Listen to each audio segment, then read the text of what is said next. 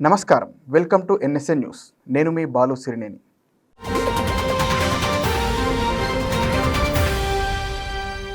యూపీలోని వారణాసి లోక్సభ స్థానానికి బీజేపీ అభ్యర్థిగా ప్రధాని మోడీ నామినేషన్ వేశారు.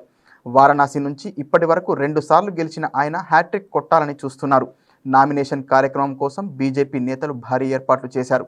కేంద్ర మంత్రులు, పార్టీ లీడర్లు, మిత్రపక్షాల నేతలు, పలు రాష్ట్రాల సీఎంలు తదితరులు హాజరయ్యారు.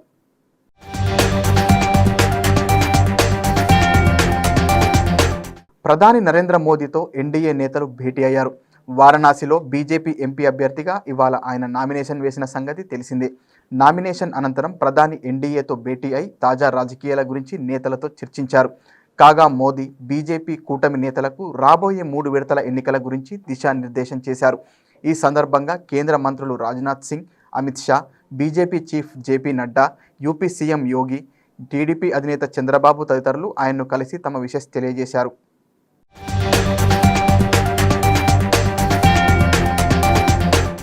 లోక్సభ 5వ దశ ఎన్నికల్లో భాగంగా ఇవాళ ఉత్తరప్రదేశ్లోని ప్రముఖ ఆధ్యాత్మిక క్షేత్రం వారణాసి నుంచి ప్రధాని నరేంద్ర మోడీ నామినేషన్ దాఖలు చేశారు.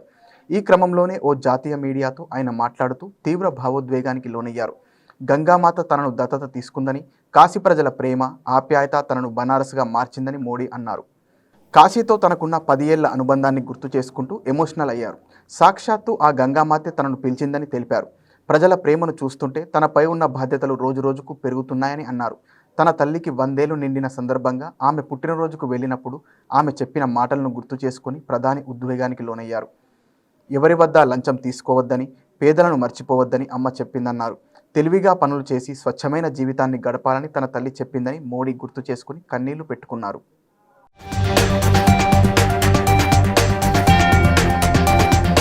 కేరళకు ఖమ్మం ఎమ్మెల్యేలు మంత్రి పొంగులేటి శ్రీనివాసరెడ్డితో ఎమ్మెల్యేలు హైదరాబాద్ నుంచి కొచ్చిన్కు బయలుదేరారు. లోక్సభ ఎన్నికలు ముగిసిన మరుసటి రోజే ప్రజాప్రతినిధులను మంత్రి కేరళకు తీసుకెళ్లడంతో ఖమ్మం రాజకీయాల్లో పెను మార్పులు సంభవించవచ్చని విశ్లేషకులు అంటున్నారు. కాగా తాండూరు మాజీ ఎమ్మెల్యే పైలట్ రోహిత్ రెడ్డి సైతం అదే విమానంలో ఉండడంతో ఏదో జరుగుతుంది అని చర్చ మొదలైంది.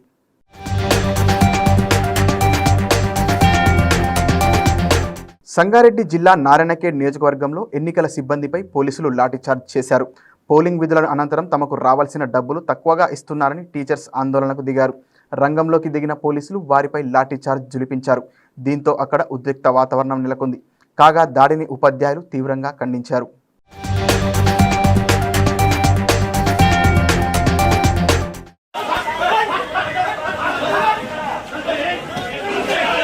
బాలీవుడ్ నటి కంగనా రనౌత్ ఎంపీ అభ్యర్థిగా నామినేషన్ వేశారు. హిమాచల్ ప్రదేశ్లోని మండి లోక్సభ స్థానం నుంచి ఆమె బరిలోకి దిగారు. నామినేషన్ టైంలో మాజీ ముఖ్యమంత్రి జైరాం ఠాకూర్ కంగనా వెంట ఉన్నారు. మండి ప్రజల ప్రేమ వల్లే తాను ఇక్కడి వరకు వచ్చానని నామినేషన్ అనంతరం కంగనా తెలిపారు. సినిమాల్లో గుర్తింపు తెచ్చుకున్నట్లే రాజకీయాల్లో తనదైన ముద్ర వేస్తానని కంగనా రనౌత్ ధీమా వ్యక్తం చేశారు. దేశంలో మహిళలు ప్రతి రంగంలోనూ ముందుకు సాగుతున్నారని పేర్కొన్నారు. మండి ప్రాంతంలో ఇప్పటికీ భ్రూణ హత్యలు జరుగుతున్నాయని ఆవేదన వ్యక్తం చేశారు. ప్రస్తుతం మండికి చెందిన మహిళలు విద్య, రాజకీయాల్లో కాకుండా ఆర్మీలో కూడా ఉన్నారని చెప్పారు. కాగా కాంగ్రెస్కు కంచుకోట అయిన మండి లోక్సభ స్థానం నుంచి కంగనా పోటీ చేస్తుండటంతో ఆసక్తి నెలకొంది. దివంగత మాజీ ముఖ్యమంత్రి వీరభద్ర సింగ్ కుమారుడు విక్రమాదిత్య సింగ్ ఇక్కడ కాంగ్రెస్ నుంచి బరిలో ఉన్నారు. జూన్ 1న మండిలో పోలింగ్ జరగనుంది.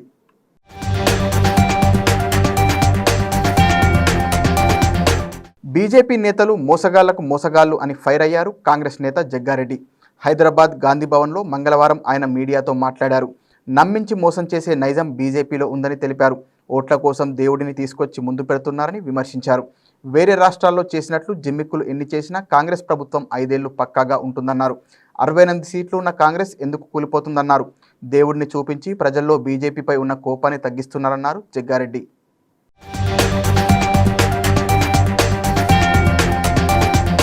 దారుణం దారుణం, ముక్కు పచ్చలారని చిన్నారి ఉసురు తీసింది ఓ పెంపుడు కుక్క. ఈ దారుణం వికారాబాద్ జిల్లా తాండూరులో జరిగింది. తాండూరు బసవేశ్వర్ నగర్లో నివసిస్తున్న దత్తు, లావణ్య దంపతులకు 5 నెలల బాబు ఉన్నాడు. వీళ్ళు ఓ శునకాన్ని పెంచుకుంటున్నారు. ఓ రోజు ఉన్నట్టుండి కుక్క చిన్నోడిపై విరుచుకుపడింది. ముఖంపై రక్తం కారేలా కొరికింది. కుక్క దాడితో పసివాడు కేకలు వేయడంతో తల్లిదండ్రులు పరిగెత్తుకొచ్చారు. కానీ అప్పటికే జరగాల్సిన ఘోరం జరిగిపోయింది. విగత జీవిగా మారిన పసివాడిని చూసి తల్లిదండ్రులు గుండెలు పగిలేలా రోధించారు. కుక్క చిన్నోడిని పొట్టున పెట్టుకోవడంతో బంధువులు, స్థానికులు ఆగ్రహంతో శునకాన్ని చంపేశారు.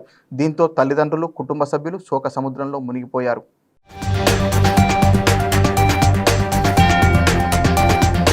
ఉత్తరప్రదేశ్లో టోల్ గేట్ వద్ద డబ్బులు అడిగినందుకు కారుతో ఢీకొట్టిన ఘటన తాజాగా సోషల్ మీడియాలో వైరల్గా మారింది. ఢిల్లీ మీరట్ ఎక్స్ప్రెస్ హైవేపై ఉన్న కాశీ టోల్ ప్లాజాలో ఢిల్లీ నుంచి వస్తున్న ఓ కారుకు ఫాస్టాగ్ లేకపోవడంతో డబ్బులు చెల్లించాలని సిబ్బంది కారు డ్రైవర్ను అడిగాడు. దీంతో అతను సిబ్బందితో వాగ్వాదానికి దిగాడు.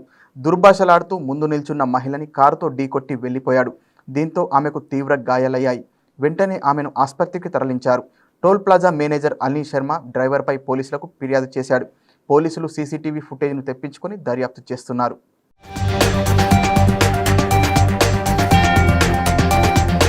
తిరుపతి జిల్లాలో తీవ్ర విషాదం చోటు చేసుకుంది.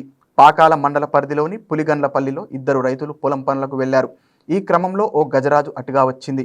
అయితే గజరాజు నుంచి ప్రాణాలు కాపాడుకునేందుకు రైతులు పరుగులు పెట్టారు. ఈ క్రమంలోనే వారిపై ఏనుగు తిరగబడింది. ఆ దాడిలో రైతులిద్దరూ అక్కడికక్కడే ప్రాణాలు విడిచారు. ఈ ఘటన సంబంధించి పూర్తి వివరాలు ఇంకా తెలియాల్సి ఉంది.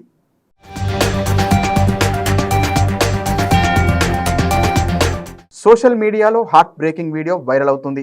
కుక్కను వాకింగ్కి తీసుకెళ్లిన డాగ్ వాకర్ లిఫ్ట్లో చేసిన పనికి గుండె బద్దలవుతోంది. చాలా క్యూట్గా ఉన్న గోల్డెన్ రిట్రైవర్ను ఇష్టారీతిన బాదుతూ మూతిపై కొడుతూ చిత్రహింసలకు గురిచేశాడు.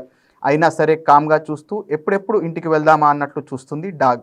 గురుగ్రామ్లోని ఆర్చిడ్ గార్డెన్స్ సెక్టార్లో ఈ ఘటన చోటు చేసుకుంది. అయితే డాగ్ వాకర్ను యజమాని వెంటనే పని నుంచి తొలగించాడు. కాగా ఈ వీడియోపై స్పందిస్తున్న నెటిజన్లు కుక్క పరిస్థితిపై జాలిపడుతున్నారు. ఆ వ్యక్తిని ఖచ్చితంగా శిక్షించాలని, ఒకవేళ చట్టబద్ధంగా కుదరకపోయినా దేవుడు చూస్తాడని కామెంట్స్ చేస్తున్నారు.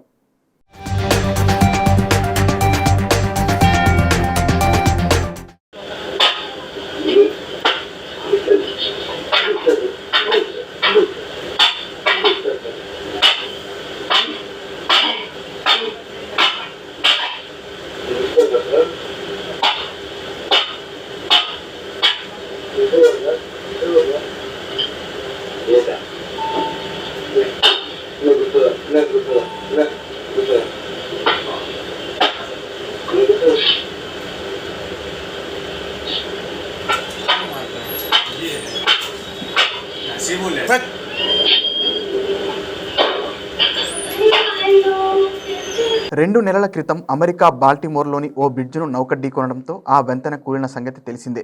అయితే భారీ ఎత్తున నదిలో స్టీల్ ఉండిపోవడంతో ఇప్పుడు దాన్ని పేల్చివేశారు. కార్గో షిప్ డాలీని చుట్టిన శిథిలాలను తొలగించేందుకు చాలా నియంత్రణలతో స్టీల్ మెస్ను పేల్చేశారు. ఎటువంటి నష్టం జరగకుండా ఈ ప్రక్రియను మొదలుపెట్టారు.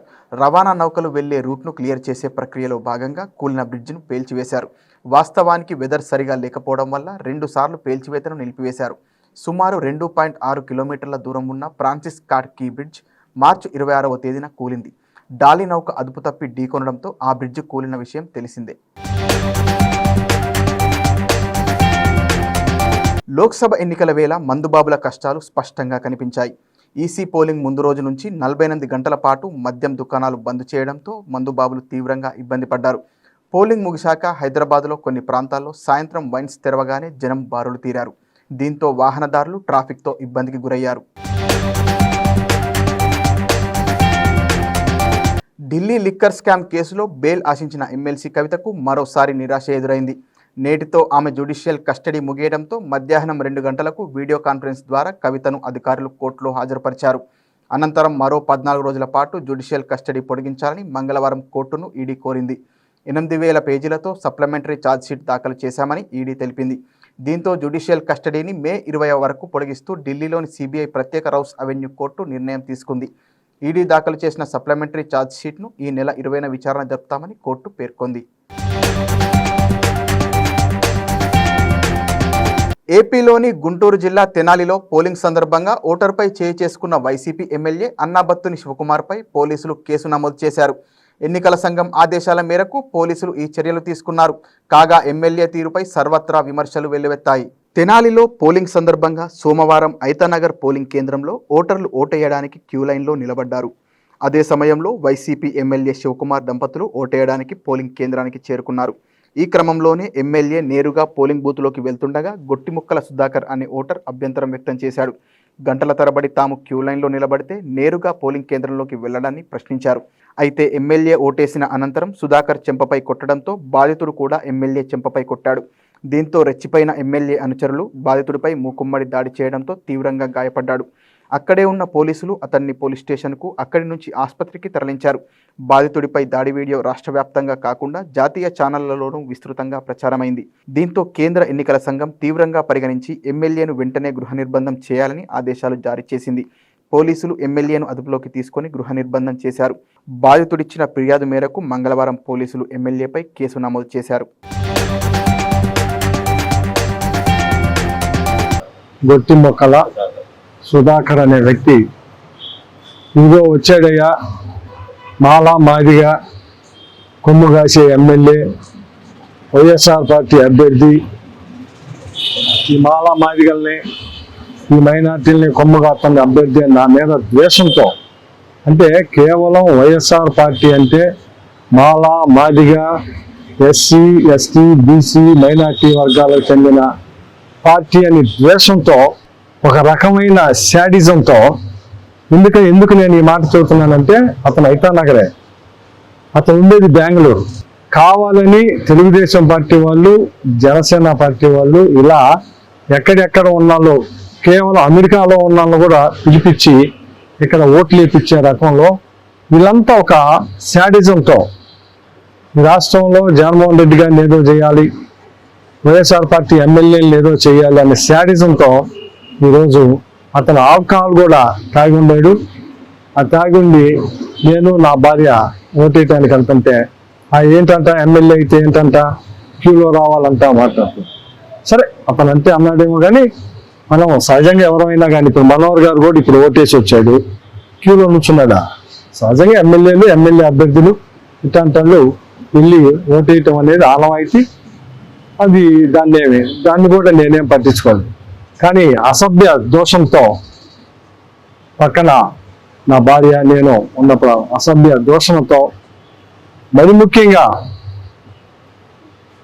ఏదైతే ఈ చిన్న కులాలని బహిరంగంగా తిట్టాడు. మరిన్ని వార్తలతో మళ్ళీ కలుద్దాం. నమస్కారం.